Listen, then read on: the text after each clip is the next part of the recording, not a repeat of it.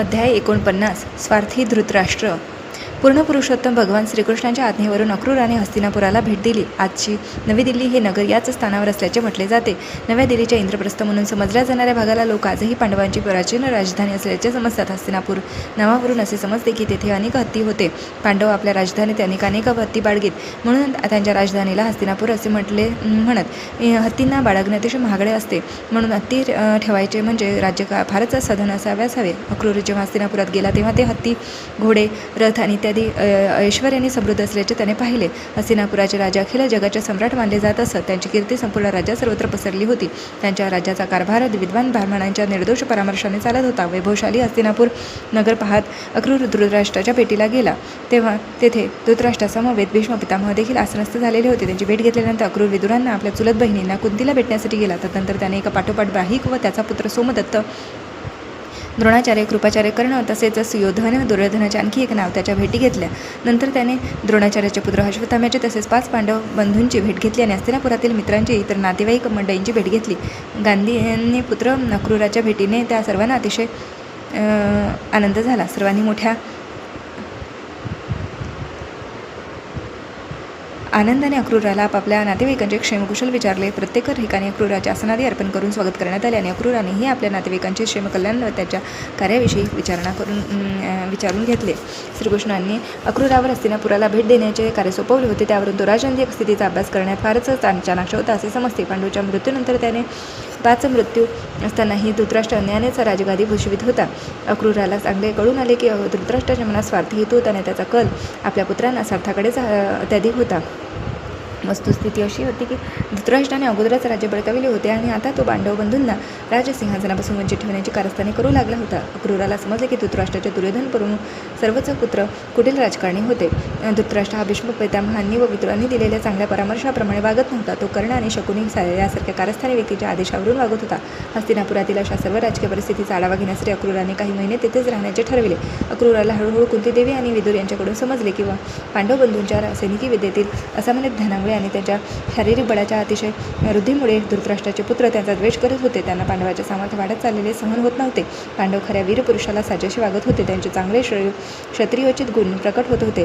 ते सदैव जनकल्याणाचा विचार करणारे तसेच उत्तरदायित्वाची जाणीव असणारे राजकुमार होते. धृतराष्ट्राच्या ईर्ष्याळू पुत्रांनी पांडवाला विष घालून ठार मारण्याचा देखील प्रयत्न केला होता. ही गोष्ट अक्रूराला समजली. अक्रूर कुंतीच्या चुलत भावांपैकी होता, म्हणून अक्रूराला पाहताच तिने आपल्या पित्यांकडे नातेवाईकांविषयी पृच्छा केली. आपल्या जन्मस्थानाची आठवण येऊन तिला रडू आल्याने तिने अक्रूराला विचारले, माझे वडील, आई, बहीण, भाऊ तसेच इतर कुटुंबीय अजूनही माझी आठवण काढतात काय? मग तिने विशेष करून कृष्ण बलराम आपल्या यशस्वी भावांविषयी विचारणा केली. तिने विचारले, श्रीकृष्ण भक्तवत्सल आहे, त्याला कधी माझ्या पुत्राची आठवण येते काय? बलराम आमची आठवण काढतो काय? वाघांमध्ये हरिणी सापडावी असे तिला स्वतःविषयी वाटत होते आणि तिची स्थिती वस्तुतः तशीच होती. तिच्या पतीच्या मृत्यूनंतर तिच्या 5 मुलांच्या संरक्षणाचे उत्तरदायित्व तिच्यावरच होते. धृतराष्ट्राचे पुत्र तर सदैव त्यांना जीवे मारण्याची योजना आखीत होते. ती निश्चितच अनेक वाघांच्या मध्यात राहणाऱ्या दीन प्राण्यांसारखीच त्यांच्यात राहत होती. श्रीकृष्णांची थोर भक्त असलेली ती सदैव त्यांचे स्मरण करीत होती. तिला वाटत होते की एक दिवस कृष्ण येईल आणि आपल्याला अशा संकटग्रस्त स्थितीतून वाचवेल. तिने अक्रूरांना पुढे विचारले, धृतराष्ट्राने त्याच्या पुत्राच्या कपटी कारवायांपासून कसा बचाव करावा याबाबत या पितृहीन पांडवांना परामर्श देण्याकरिता हस्तिनापुरात येण्याचा श्रीकृष्णाचा काही विचार आहे का? हा सर्व गोष्टींविषयी अक्रूरा समवेत बोलत असताना ती स्वतःला साय समजून श्रीकृष्णांची करुणा भागू लागली. प्रिय कृष्णा, तू परमयोगी आणि विश्वाचा परमात्मा आहेस. तूच संपूर्ण विश्वाचा हितचिंतक आहेस. प्रिय गोविंदा, यावेळी तू माझ्यापासून फार दूर आहे, तरी मी तुझ्या चरणकमळांशी शरण असल्याची प्रार्थना करते. मी आता माझ्या 5 अनाथ पुत्रांसह अतिशय त्रस्त आहे. तुझ्या चरणकमळांव्यतिरिक्त कोणताही श्रेष्ठ आश्रय नाही हे मी पूर्णपणे जाणते. तुझे चरणकमळ सर्व दुःखी जीवांचे कष्ट निवारक करणारे आहे, कारण तू पूर्ण पुरुषोत्तम आहेस. कोणीही केवळ तुझ्या कृपेनेच वारंवारच्या जन्ममृत्यूच्या पकडीतून सुरक्षित राहू शकतो. प्रिय कृष्णा, तू परमशुद्ध आहे, परमात्मा आहेस, योग्यांचा स्वामी आहेस. मी काय सांगावे? मी केवळ तुला सादर प्रणाम करते. तुझी पूर्ण शरणागत म्हणून माझा स्वीकार कर. श्रीकृष्ण जवळ उपस्थित नव्हते, तरीही कुंतीदेवींनी ते प्रत्यक्ष उपस्थित असावे त्याप्रमाणे त्यांची प्रार्थना केली. कुंतीदेवींचे चरणानुगमन करणाऱ्या कोणालाही ते शक्य आहे. श्रीकृष्णांना व्यतिशः सर्वत्र उपस्थित असावे लागत नाही. ते आध्यात्मिक शक्तीने वस्तुतः सर्वत्र उपस्थित आहेत. केवळ प्रामाणिकपणे त्यांना शरण जाण्याची आवश्यकता आहे.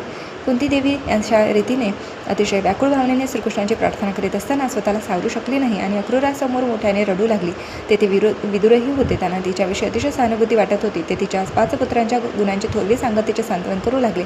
तिचे पुत्र यमराज, चंद्र, वायू आणि श्रेष्ठ देवतांपासून प्राप्त झालेले असल्यामुळे ते स्वभावतःच विशेष सामर्थ्यवान होते. म्हणून तिने त्यांच्याविषयी असे चिंतातूर असू नये असे सांगून दोघांनीही तिला धीर देण्याचा प्रयत्न केला. कुंती देवी आणि तिचे पुत्र ज्या तणावाच्या स्थितीत आढळले त्या स्थितीची वार्ता श्रीकृष्णांना कळविण्याकरिता अक्रूराने आता मथुरेला परत जायचे ठरविले. मात्र त्या अगोदर स्वतःच्या पुत्रांकरिता अनुकूल आणि पांडवांकरिता प्रतिकूल असणाऱ्या पक्षपाती धृतराष्ट्राला चांगला परामर्श द्यावा अशी अक्रूराची इच्छा होती.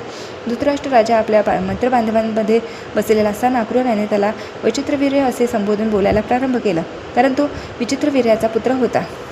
धृतराष्ट्राच्या पित्याचे नाव जरी विचित्रवीर्य असले तरी त्याचा जन्म व्यासदेवांपासून झालेला होता. पूर्वी अशी पद्धत होती की जेव्हा कोणी मनुष्य मूल उत्पन्न करण्यास असमर्थ असेल तेव्हा त्याचा भाऊ त्याच्या पत्नीच्या गर्भातून मूल उत्पन्न करू शकत असे.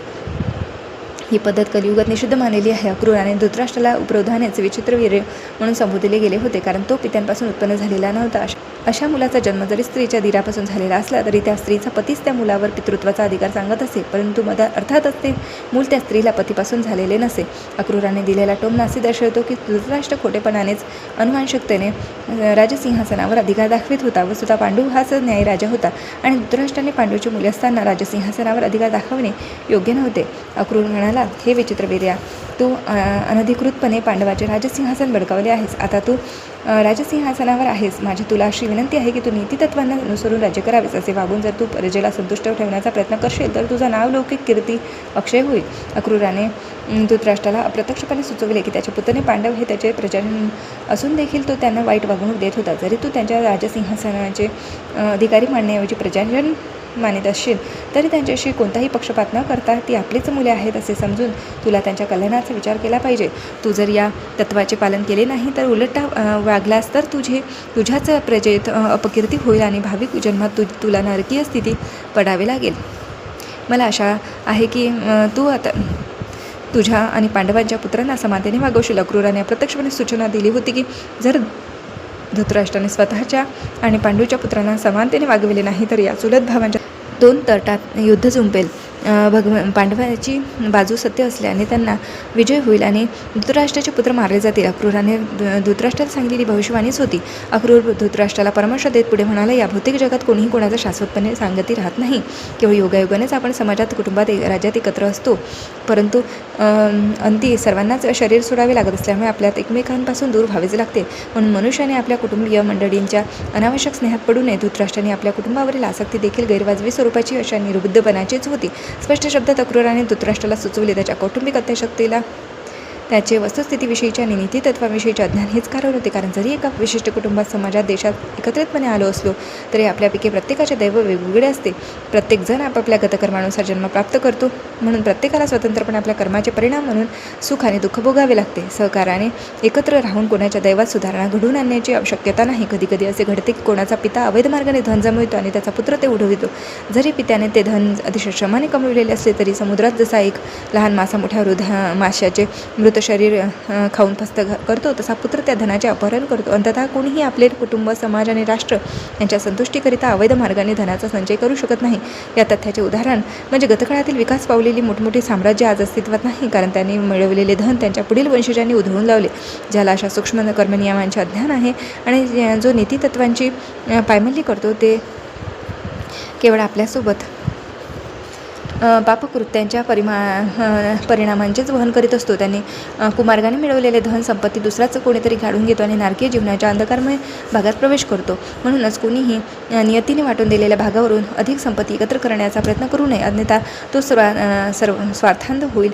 स्वतःच्या हित साधण्याऐवजी तो विरुद्ध प्रकारे वागून अधोगतीला जाईल. अक्रूर पुढे म्हणाला, हे धृतराष्ट्र, माझी अशी नम्र सूचना आहे की भौतिक अस्तित्वाच्या वस्तुस्थितीकडे तू डोळेझाक करू नकोस. भौतिक अस्तित्वातील बद्धजीवाच्या दुःखाच्या आणि सुखाच्या परिस्थितीत असो की स्वप्नवतच आहे, मनुष्याने मन आणि इंद्रियावरील नियंत्रण ठेवण्याचा प्रयत्न करावा आणि आध्यात्मिक उन्नती करण्याकरिता कृष्ण भावनेत शांततेने जीवन जगावे. श्री चैतन्य चरितामृतात म्हटले आहे की कृष्ण भावनेतील व्यक्ती व्यतिरिक्त प्रत्येक जण त्रस्त मनाचा आणि म्हणून अशांत आहे. मुक्तीची लालसा धरणारे किंवा ब्रह्मज्योतीत विलीन होऊन इच्छिणारे अशा अथवा योगसिद्धीची कामना करणारे देखील अशांतच आहे. अर्थात भक्ती, मुक्ती, सिद्धी यांची कामना करणारे सर्वच अशांत असतात. परंतु श्रीकृष्णाच्या भक्तांना यापैकी कशाचीही कामना नसते. ते केवळ श्रीकृष्णाच्या प्रेममय सेवेत संतुष्ट असतात. खरी शांती आणि मनाचे स्थैर्य केवळ कृष्ण भावनेतच प्राप्त होऊ शकते.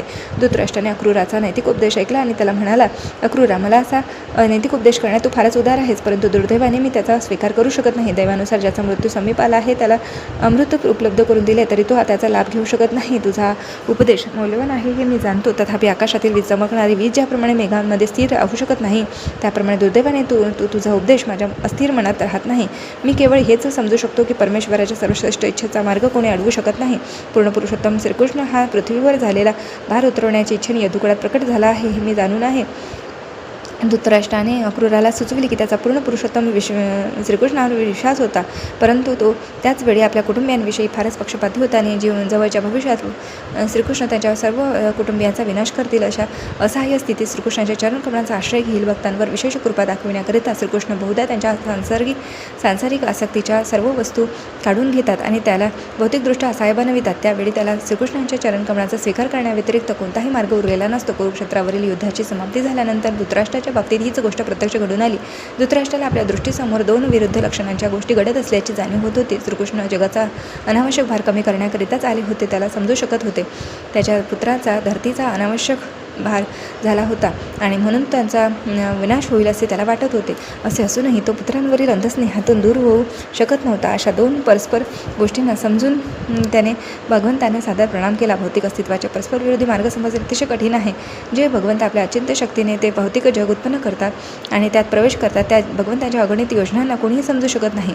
धृतराष्ट्राचे कथन ऐकून अक्रूराला स्पष्ट कळून आले की धृतराष्ट्र आपल्या मुलांना अनुकूल राहून पांडवांविरुद्धच्या दुजाभाव ठेवण्याच्या आपल्या कुटील धोरणात परिवर्तन करणार नाही. त्यानंतर अक्रूराने हस्तिनापुरातील आपल्या मित्रांचा निरोप घेतला आणि यदुराज्यातील आपल्या घरी परत आला. घरी आल्यावर त्याने श्रीकृष्णांना आणि बलरामांना हस्तिनापुरातील सत्यस्थितीचा इत्थंभूत वृत्तांत कथन करून धृतराष्ट्राचा हेतू सांगितला. श्रीकृष्णाने हस्तिनापुरातील वर्तमान परिस्थितीचा अभ्यास करण्याकरिता अक्रूराला नियुक्त केले होते आणि त्याच्याच कृपेने तो आपल्या कार्यात यशस्वी झाला होता. अशा रीतीने कृष्ण पूर्ण पुरुषोत्तम भगवान या ग्रंथातील स्वार्थी धृतराष्ट्र नामक अध्यायातील भक्तिवेदांत भाष्य संपन्न.